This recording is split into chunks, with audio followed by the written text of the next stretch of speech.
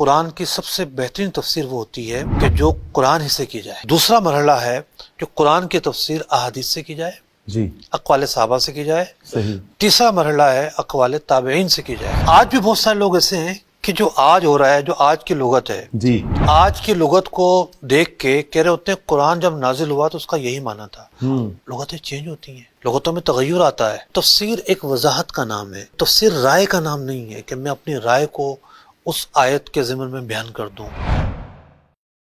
اکثر کہا جاتا ہے کہ آپ تفسیر کے ساتھ قرآن پاک پڑھیں، آخر یہ تفسیر کیا ہے؟ تفسیر دیکھیں وضاحت کو کہتے ہیں۔ قرآن پاک کی آپ کوئی بھی آیت لے لیں، سب سے پہلا مرحلہ ہوتا ہے اس آیت کا لفظی ترجمہ کیا ہے۔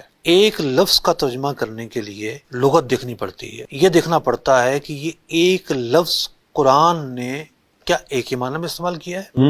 میں پچھلے دنوں پڑھ رہا تھا، امام ابن جوزی کی کتاب ہے وجوہ والنظائر، تو حبل کے تعلق سے انہوں نے بحث کی کہ لفظ حبل قرآن میں 4 معنی میں آیا ہے، ایک رسی کے معنی میں، ایک شیرک کے معنی میں، من حبل الورید، من حبل الورید، وہاں رسی کا معنی نہیں ہوگا، صحیح، ایک قرآن کے معنی میں، وَاعْتَصِمُوا بِحَبْلِ اللَّهِ جَمِيعًا، جی، تو یہاں حبل سے مراد قرآن ہے، جی، یہاں رسی کا معنی نہیں ہے، تو وہاں شیرک مراد ہے، کہیں جو ہے نا کوئی اور معنی مراد ہے۔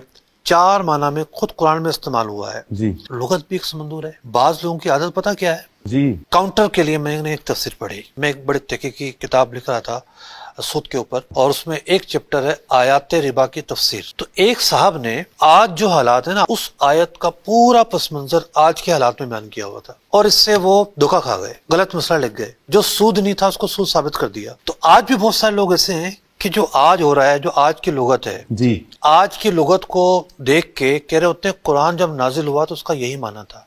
لغتیں چینج ہوتی ہیں، لغتوں میں تغیر آتا ہے۔ جی، خود اردو کو لے لیں، انگریزی کو لے لیں، ایک لفظ ہے اس کا وہ جو اصل معنی تھا وہ ماجور ہو جاتا ہے، جی، استعمال ہی نہیں ہو رہا ہوتا۔ تو اسی طریقے سے عربی کا معاملہ ہے۔ جی، تو ہمیں جب معنی لینا ہے، قرون ثلاثہ کا معنی لینا ہے، قرون ثلاثہ، عہد رسالت کا معنی لینا ہے۔ بڑے بڑے ائمہ لغت ہیں، قرون ثلاثہ سے جن کا تعلق ہے، سب سے پہلے تو ہم ان کو دیکھتے ہیں کہ انہوں نے اس کا کیا معنی بیان کیا ہے، پھر اس لغت کو بھی ہم دیکھیں گے کہ قرآن کی سب سے بہترین تفسیر وہ ہوتی ہے کہ جو قرآن ہی سے کی جائے۔ قرآن سے کی جائے، واہ، کثیر سے مقامات ہیں، بے شمار مقامات ہیں جب قرآن خود اپنی بات کی وضاحت کر رہا ہوتا ہے۔ دوسرا مرحلہ ہے کہ قرآن کی تفسیر احادیث سے کی جائے، جی، اقوال صحابہ سے کی جائے۔ صحیح، تیسرا مرحلہ ہے اقوال تابعین سے کی جائے۔ تو تفسیر ایک وضاحت کا نام ہے، تفسیر رائے کا نام نہیں ہے کہ میں اپنی رائے کو اس آیت کے ضمن میں بیان کر دوں۔